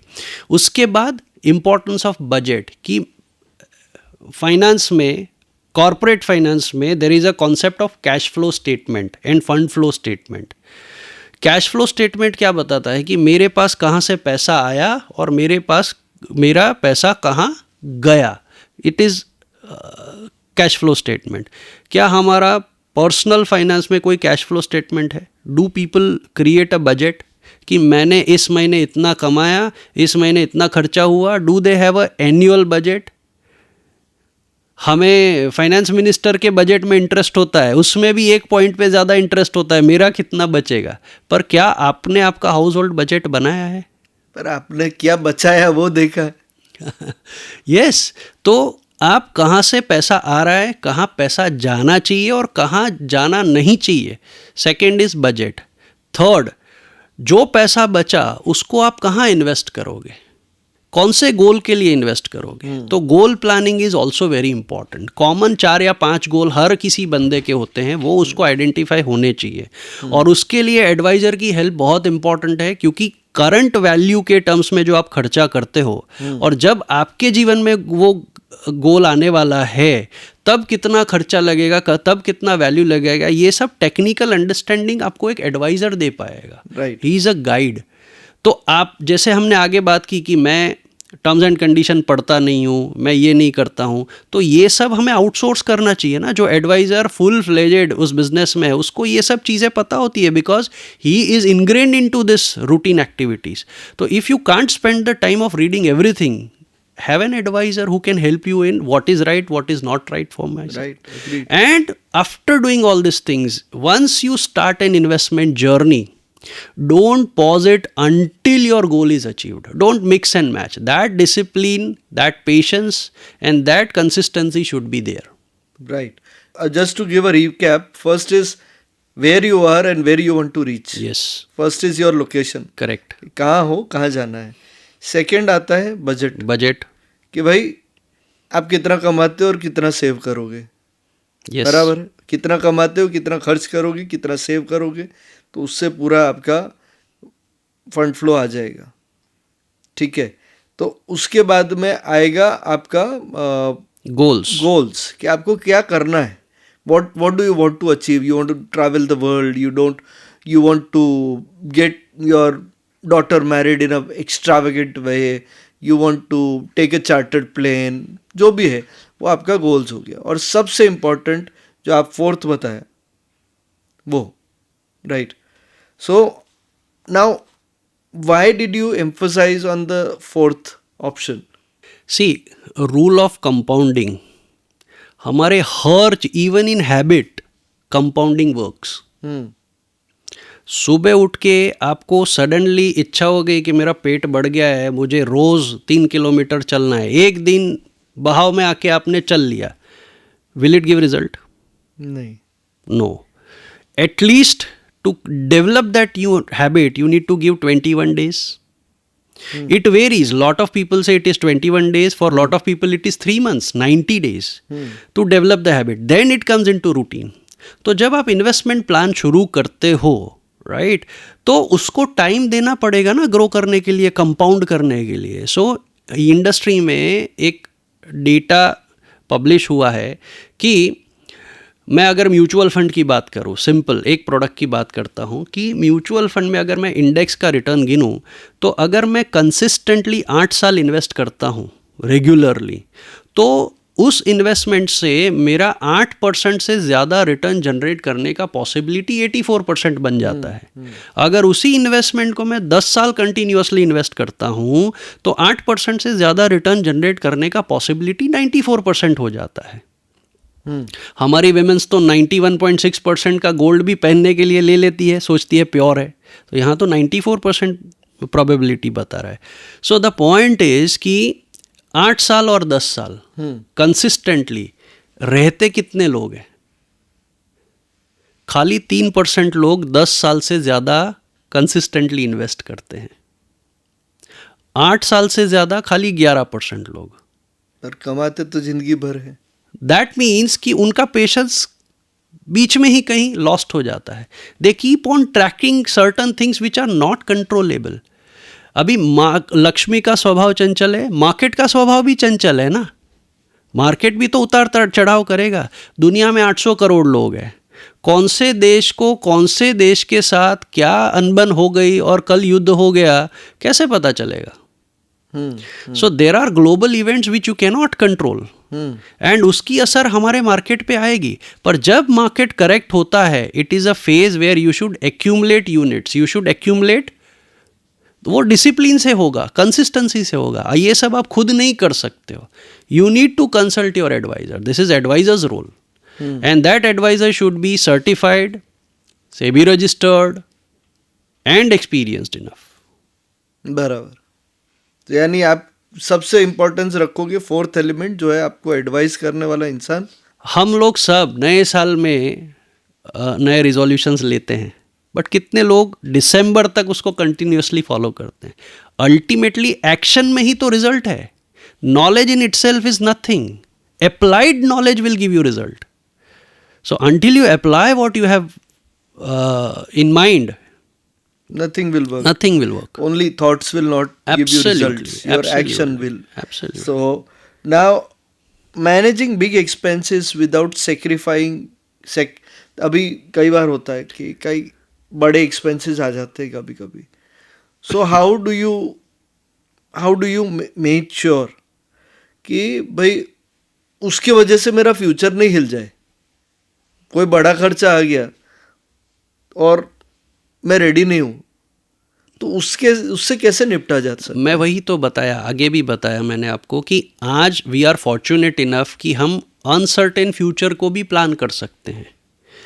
what are the areas where biggest expense can happen? There are 3 main areas. Number 1, मेरे साथ मेरा फैमिली है, कल मैं घर पे ही नहीं पहुंचा तो फैमिली विल सफ़र फाइनेंशियली. दूसरा, मेरा एक्सीडेंट हो गया, मैं कोमा में चला गया, मैं जिंदा हूं पर एम्प्लॉयबल नहीं हूं, I can not do any capital generation activity, that is a risk. तीसरा, मेरी लाइफ में कोई ऐसा हेल्थ चैलेंज आया कि ट्रीटमेंट में बहुत सारा पैसा जितना भी मैंने बचाया था वो सब खर्च हो गया. एग्जाम्पल के तौर पे कैंसर. तो ये तीनों चीज़ों को डील करने के लिए there are protection plans available. पर उस प्रोटेक्शन प्लान के लिए आपको प्रीमियम पे करना होता है. वो प्रीमियम कई लोग अवॉइड करते हैं. पर ये तो बात हो गई इंश्योरेंस से जो पैसा आएगा या वो कवर मिलेगा उसका. Yes. should we not plan that emergency can come in any form? Absolutely. The customer or death or God will not come by telling you कि मैं आने वाला हूँ भाई, be ready. Yes. So what should a person, how much percentage of their income they should invest in such emergencies कि वो तभी touch करने का है कि जब इमरजेंसी आए. सी ऐसा कोई आइडियल फॉर्मूला नहीं है, बट वो डिपेंड करता है कि आप कौन से स्टैंडर्ड ऑफ लिविंग को मेंटेन करते हो. देखो, आज मैं घर में बात करूँ तो हेल्थ इश्यू चल रहा है, कैंसर किसी को है, उसकी ट्रीटमेंट में खर्चा हो रहा है, पर सामने डॉटर की मैरिज आई है, डॉटर की मैरिज में मैं गंग हो स्पेंडिंग कर रहा हूँ, 30 lakhs का स्पेंड, मेरी कैपेसिटी नहीं है, फिर भी मैं स्पेंड कर रहा हूँ. Is it a good spending? It is not. It is you have created that spending. क्यों? क्योंकि आपको लगता है लोगों को दिखाना है. क्यों दिखाना है भाई साहब? What is it that you are going to get from it? So आज अगर करंट लाइफस्टाइल की बात करें तो लोग चॉइस से ज़्यादा खर्चा करते हैं रादर देन अनसर्टेनिटीज़. अनसर्टेनिटीज़ के लिए प्लानिंग हो सकता है, बट वो प्लानिंग के लिए आप कितने तैयार हो. राइट. और इमरजेंसी फंड की जो हमने बात की, तो 1 साल आपका घर चल सके उतना emergency fund liquid asset class में होना चाहिए. ये सब स्पेसिफिक्स आपका एडवाइज़र आपको ज़्यादा डिटेल में समझा पाएगा, knowing your background, knowing your risk profile and knowing your income sources. Liquid asset class में क्या आता है? लिक्विड एसेट क्लास में जैसे कि सेविंग्स बैंक अकाउंट में आपने पैसा रखा, म्यूचुअल फंड में एक कैटेगरी है जिसको बोलते हैं लिक्विड फंड्स. लिक्विड फंड्स मतलब क्या कि वो पैसा 91 डेज़ के ट्रेजरी बिल में इन्वेस्ट करता है, शॉर्ट टर्म डिपॉजिट्स में इन्वेस्ट करता है. वो पैसा आपको 2 दिन की नोटिस पे मिल जाता है. फिर पुराने ज़माने में लोग गोल्ड रखते थे लॉकर में कि आज जैसे सीरिया जैसी पोजीशन हो गई जहाँ सिविल वॉर हो गया, तो मेरे पास लॉकर में गोल्ड का बिस्किट पड़ा है, वो गोल्ड मैंने पॉकेट में रख के तुर्की चला गया, तो I can convert that gold into money. Currency का वैल्यू डेप्रिशिएट हो सकता है, गोल्ड का वैल्यू डेप्रिशिएट नहीं होगा. So gold is also an important hedge against sovereign stupidity. Sovereign stupidity मतलब कोई गवर्नमेंट ने कोई गलत डिसीजन ले लिया और करेंसी का वैल्यू डेप्रिशिएट. जिम्बाब्वे में हुआ था, लेबनान में हुआ, तुर्की में भी लीरा का भाव गिर गया. So in this case it is a hedge against your currency risk. So हर एक एसेट क्लास विश्व में इंपॉर्टेंट है, उसका वेटेज आपको प्लस माइनस करना पड़ेगा, और ये सब हम DIY नहीं कर सकते हैं. तो you have to and CFA institute has done a research कि 91% ऑफ योर सक्सेस और failure in investing depends on right asset allocation. Not timing the market, not identifying the stocks, not identifying any investment avenue, but it is remaining in the asset class in a proper optimum allocation. यानी singles लेते रहो, लगे रहो. 6 का मौका आएगा तब मिल जाएगा. Consistency is the key. Right. It will compound over the period of time. Right. Now we'll talk about money as a tool versus अरे यार मैं इतना ही कर सकता हूँ. Money as a limitation. पैसा भगवान तो नहीं है, पर भगवान से कम भी नहीं है. ये आपने वही इंग्लिश में बोला. पैसा is a tool to purchase the materialistic happiness that you want. अगर जो पैसा हर चीज कर सकता, तो साधु संत पैसे बिना हैप्पीली जी सकते हैं कि नहीं जी सकते? नहीं, उनको भी तो पैसा तो लगता ही है. बहुत बेसिक नेसेसिटी. 0.001% शायद ऐसा होगा जिसको पैसा नहीं चाहिए. But now the question is money necessary for happiness? शायद हाँ, शायद ना. It's arbitrary. So money is always a tool. आज मुझे ये फ़ोन खरीदना है, तो फ़ोन खरीदने के लिए I need money. Money is a tool. Right. Now for certain people it is a limitation, because उनके एस्पिरेशंस उस लेवल पे है. आज मुझे आईफोन खरीदना है, पर मेरा सैलरी है 15,000 महीना, तो कुछ नहीं, घर भूखे मरो, मजा करो. EMI पे बाय करने वाले लोग हैं. Again mindset comes here. EMI पे फ़ोन बाय करने वाले लोग हैं, क्योंकि for them social acceptance or social certification is more important than their current financial situation, and there are people who will delay this gratification. वो बोलेगा नहीं, मैं बचत करूँगा, जब मेरे पास 1.5 लाख रुपए जमा हो गए तब मैं फ़ोन लूँगा, मुझे डेट नहीं चाहिए. भाई सेकंड हैंड ले ले, वो तो लेना नहीं, नया જોઈએ, નવો જોઈએ, એવી વાત છે. So it gives them satisfaction to their ego, satisfaction to their social status. आज लोग गाड़ी लेते हैं, पहले आपको पता होगा in 80s and 90s Maruti 800 was the most prevalent car. किसी के घर पे गाड़ी आती थी तो हम नहीं बोलते थे गाड़ी आई है इनके घर पे, क्या बोलते थे? गाड़ी. फलाना फलाना मारुति लाए. Maruti was a synonymous name for a car. और वहाँ पे पूछते थे कि कितना देती है, मतलब एवरेज माइलेज कितना देती है. आज लोग गाड़ी क्या देख के लाते हैं? इंटरनेट है इनसाइड, यस और नो? बहुत सारी चीजें देते, पर पहले तो पहले गाय का होता था इंटीरियर कैसा देती है. हाँ, इंटीरियर कैसा है, फील कैसा है, रोड का क्या बोलते हैं उसका, जीरो क्लियरेंस कैसा है, दिस ऑल टेक्निकल थिंग्स. उसमें से 10 चीज़ें पता. आज कोई आईफोन लेता है, उसको पूछो कितने मेगापिक्सल कैमरा से 1080 क्वालिटी का वीडियो इज सफिशिएंट, कितना मेगापिक्सल का कैमरा इज सफिशिएंट, और 50 मेगापिक्सल क्या करना है भाई साहब. So the point is people don't know certain things, technicals of the things, but they are driven by the trends. Instagram पे क्या चल रहा है, फेसबुक पे क्या चल रहा है, मैं कैसा दिखूंगा, दैट इज़ वेरी इंपॉर्टेंट. सो इस चीज़ों का तो कोई लिमिटेशन नहीं है. Absolutely. But probably they don't understand the use of the tool. So for few people like content creators and people who work, iPhone is a tool. Absolutely. And it is a tool to generate revenue. You will need money to buy that tool, right? So you cannot compromise on it because your further income and your further business is dependent on that tool. So for you, you can use money as a tool effectively. It's not a limitation. वहाँ आप गिनती नहीं गिन सकते हो. वो चाहिए तो चाहिए. चाहिए तो चाहिए. बराबर. So आप टूल भी हो सकता है और आपका लिमिटेशन भी हो सकता है. हो सकता तो आपको या तो आप आईफोन, आप जो भी चीज़ में पैसा डाल रहे हो उसको टूल के हिसाब से लो, कि उसकी यूटिलिटी के हिसाब से लो, या तो एक लिमिटेशन कि भाई इतना है तो इतना ही मिलेगा करके. Both perspective are important. Limitation आपको एक दायरे में रखने के लिए यूजफुल है, and tool is helpful, money as a tool is helpful to go with a need based approach. Gujarati में કહેવાય ને કે છકી ના જવું જોઈએ, પૈસા પચાવતા આવડવું જોઈએ.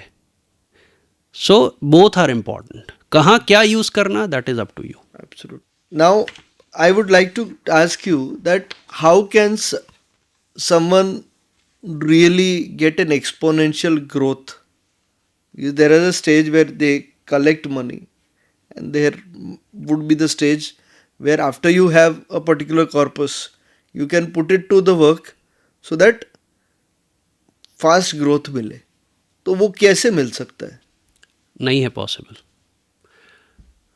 You should not have a only return driven mentality. देखो, अगर government of India 7% rate of return देती है, उससे ज़्यादा रिटर्न जो भी एसेट क्लास जनरेट करता है उसमें कुछ ना कुछ इनहेरेंट रिस्क है.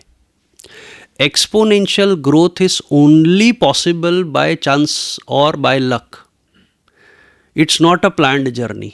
सेकेंड ऑप्शन इज, अगर आपको एक्सपोनेंशियल ग्रोथ चाहिए तो over the period of time मिलेगा. You need to give sufficient amount of time for it to grow, right? So you will have to delay your gratification to a great extent. मैं आपको एक example देता हूँ mutual fund industry का. किसी ने 95-96 में अगर 1,000 रुपये का SIP is a regular way of investing, it's an approach to invest in mutual fund. अगर 1,000 रुपये का SIP कोई फंड में लगाया और उसको अभी तक 2025 तक कंसिस्टेंटली इन्वेस्ट किया उसने, तो कितने साल हुए इन्वेस्टमेंट के? Around 30 years. 30 ईयर्स में उसने लगभग उसका कैपिटल इन्वेस्टमेंट कितना हुआ? 3,60,000 रुपीज़. अभी 1,000 रुपये की वैल्यू 95 में कितनी थी? जब सैलरी ही 5,000 रुपये होता था तो 1,000 रुपये वॉज 20% ऑफ योर इनकम, और आज 1,000 रुपये की वैल्यू क्या है? एक डिनर खाने गए तो भी 1,000 रुपये कम पड़ेगा 2 जन के लिए. सो द पॉइंट इज, पर आपने 1,000 रुपये कंसिस्टेंट रखे, 3,60,000 का आपका capital investment. Now there are 3 types of fund. Best performing fund जो आपको 20 to 23% रिटर्न देता है एन्युअलाइज्ड. दूसरा फंड है जो एवरेज परफॉर्मिंग पर फंड है, 17-18% रिटर्न देता है. और तीसरा है कंजर्वेटिव परफॉर्मिंग फंड जो मिनिमम 15% रिटर्न जनरेट करके देता है. तो इन तीनों में वेल्थ का फर्क सब्सटेंशियल है. जो 22-23% रिटर्न जनरेट कर रहा था उसने 2.25 करोड़ से 3 करोड़ रुपए जनरेट किए. आपके 3,60,000 हो गए 3 crore. Isn't it a exponential growth?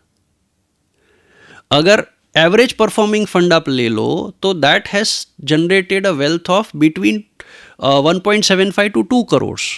और जो कंजर्वेटिव फंड है उसने भी 1.5 करोड़ रुपए जनरेट करके दिए. पर कितना साल लगा? 30 साल. Are you ready for that?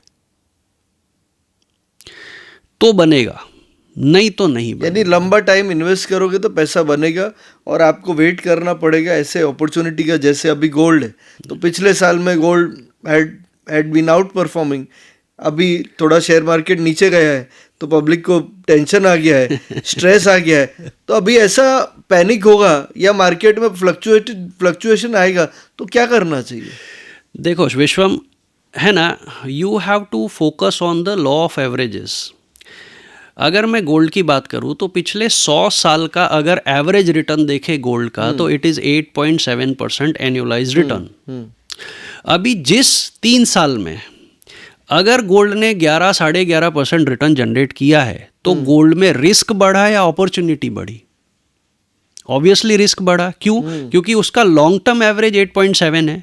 अभी पिछले 3 साल में उसने 11% रिटर्न दिया है. तो वहाँ पे शायद प्राइस वाइज करेक्शन ना आए पर टाइम वाइज करेक्शन आएगा कि लंबे समय तक वो एक प्राइस रेंज में रहेगा तो आपका एवरेज हो गया 8.7. सिमिलरली स्टॉक मार्केट में भी वैसे ही बिहेव होता है. पिछले 45 ईयर्स का इंडेक्स का अगर रिटर्न हम गिने तो 15% के आसपास का रिटर्न है. अभी पिछले 3 साल में अगर मार्केट ने आपको 22-23-24% रिटर्न जनरेट करके दिया है एन्युअलाइज्ड, तो मार्केट में अपॉर्चुनिटी बढ़ा या रिस्क बढ़ा? रिस्क बढ़ा.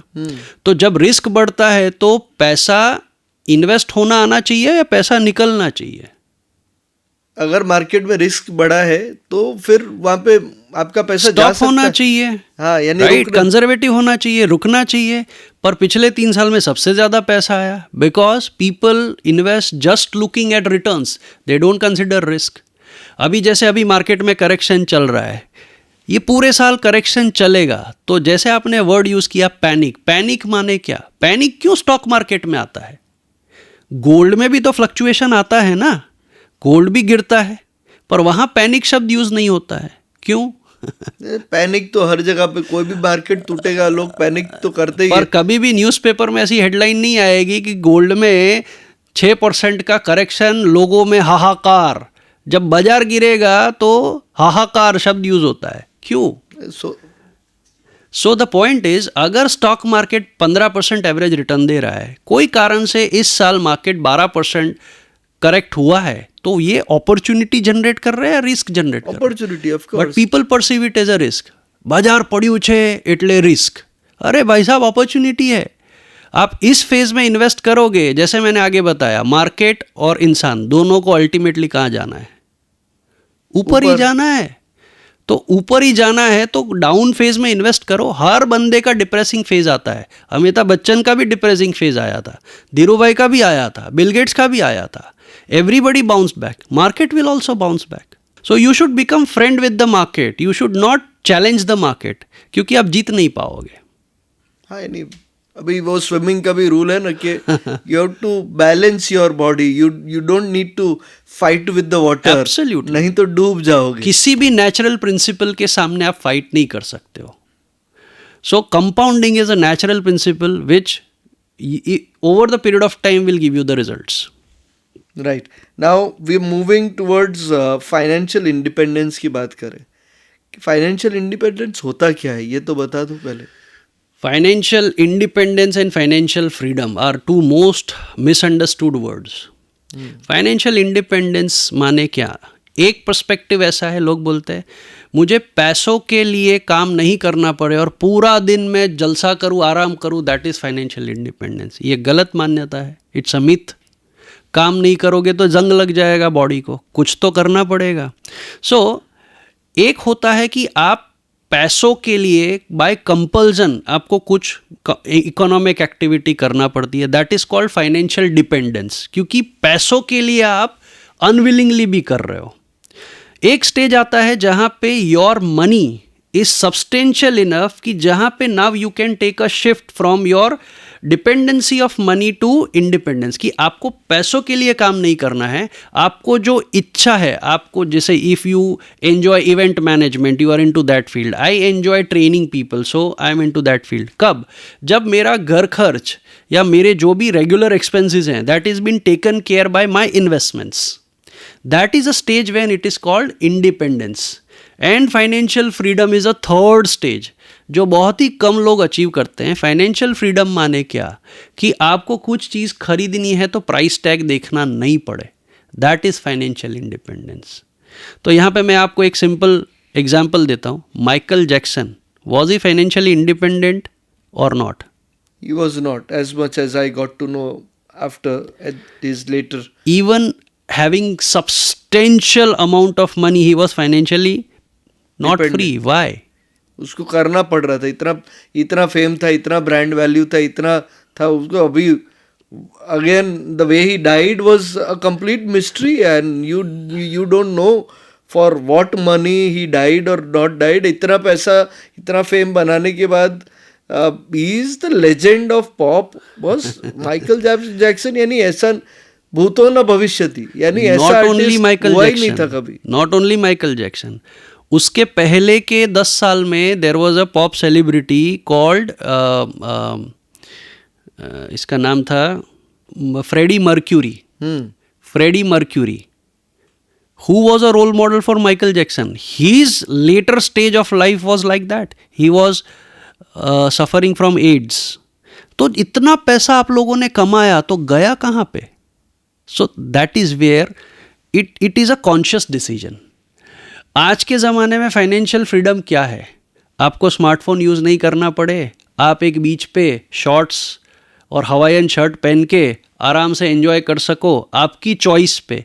मुझे 2 दिन रहना है. कल मैं गया था, एक इवेंट था मेरा रिसोर्ट में. I enjoyed the resort so much, I wanted to stay for 2 days, but I could not stay because of my other commitments, financial commitments. So that is not financial independence, right? So यानी it's आपके पास वो पैसा भी होना चाहिए कि आप रह पाओ, और आपके पास वो स्ट्रेस भी नहीं होना चाहिए कि कमाने Absolutely. जब આપણે ફરીથી જવું પડશે. absolutely. So financial dependence, independence and financial freedom are completely interesting definitions, and it was great to know that. Now we talk about balancing between children's education, children's future and your retirement. यानी आप कमा रहे हो, आपका retirement की बात जो and में आने वाली, उसके पहले बच्चों का फ्यूचर, फिर बच्चे ऐसी शादी कि जहाँ पे रह भी सकती है, नहीं भी रह सकती है, गारंटी नहीं है. अभी नया टर्म आ सकता है कि बच्चों का डिवोर्स हो जाए, उसके लिए भी प्लानिंग करो, बिकॉज हो सकता है.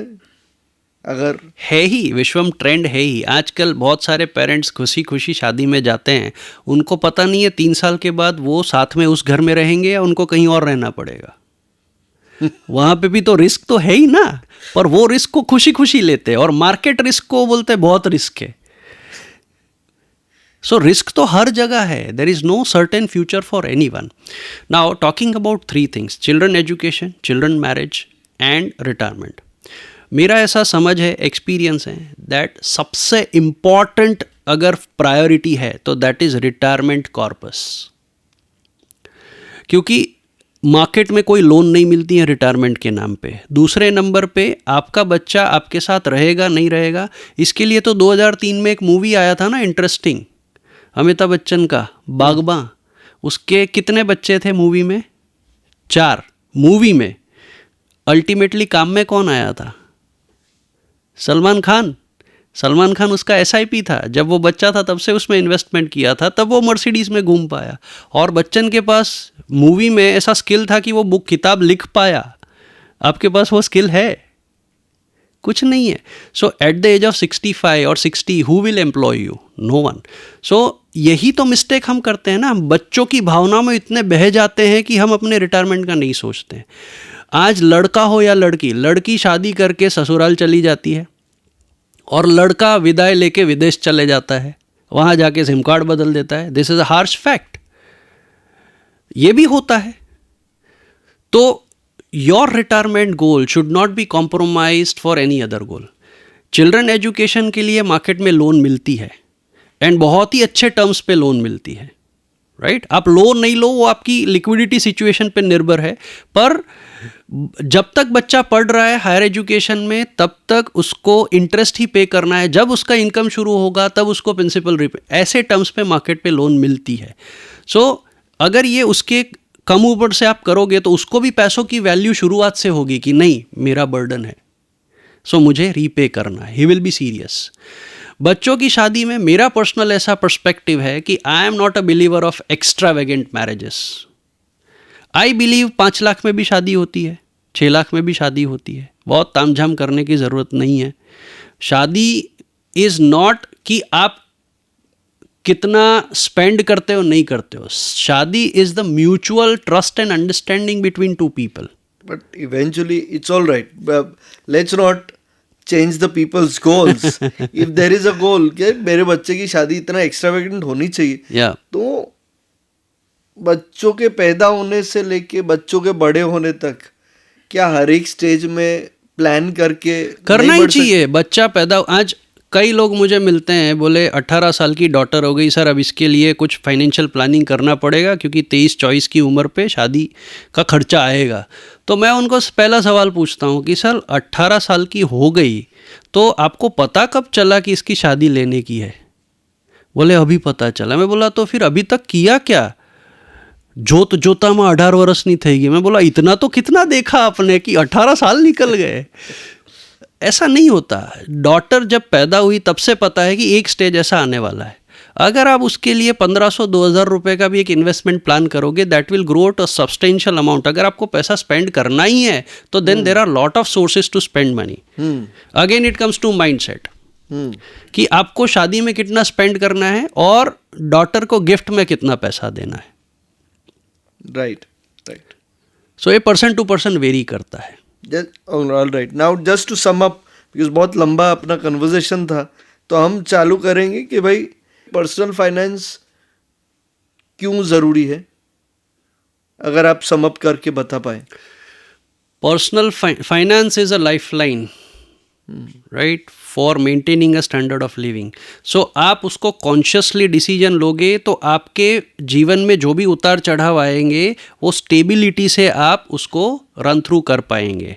So personal finance is a subject of habit and proactivity. अगर ये 2 चीज़ है तो आपकी लाइफ एक कंफर्टेबल स्टैंडर्ड ऑफ लिविंग से सेल थ्रू हो सकती है। राइट। और इन शॉर्ट अगर बता पाए, what should be an ideal money mindset to grow your money? There is not a single word for it. But फिर भी अगर एक ओवरऑल एक चीज़ में अगर हमें बांधना है कि ये मनी माइंडसेट होगा तो आपको तकलीफ नहीं पड़ेगी, आपको पैसा कमा के देगा। अगर आपको मनी माइंडसेट में बहुत ही, अगर एक ही वर्ड में उसको समराइज करना है तो I would say planning and discipline. Planning is important and discipline to follow your planning is very important. बराबर है। Right. And what is the key money mindset pillars? जो 4 पिलर्स हमने आगे डिस्कस किए, where do you currently stand, what is your budget, how much you should plan for your goals and what is your execution plan. So these are the basic 4 pillars of personal finance. Right. And when will you be able to achieve exponential growth? When you give sufficient time for it to grow. Now that sufficient time is an arbitrary word. Right. But minimum you should give at least 10 years for your money to grow. Right. Just one important thing is time is such a thing when you have, if you don't use it wisely, it will run against you. Absolutely. And when you use it, it will run with you. With you. So, why it is important to have and achieve financial independence? Everybody has their own goals. Money is a very important, or it's an useful servant, but not a master. Money is not a very good master. So money is a tool for you to achieve all whatever you have dreamed about, whatever memories you have, and cherish that memories. Right. All right. Thank you very much, Bhavik-ji, for providing an in-depth questions and answering the entire way by which people will be able to grow their money. And I'm sure, as you always say, please find your financial advisor and put trust in him. But first also check out whether he's qualified or not. Yes. And उसके behaviour पे भी थोड़ा ध्यान देना. वो जैसा adviser होगा वैसा ही होगा. तो आपका एडवाइज़र अच्छा होगा तो अच्छा होगा. आपका एडवाइज़र बहुत माशाअल्लाह होगा तो माशाअल्लाह बनोगे. Thank you very much for your time and thank you. It was pleasure. Thanks for inviting, and I hope there was a lot of value add, and your audience will also get a lot of value add from this experience. Thank you again. Thank you.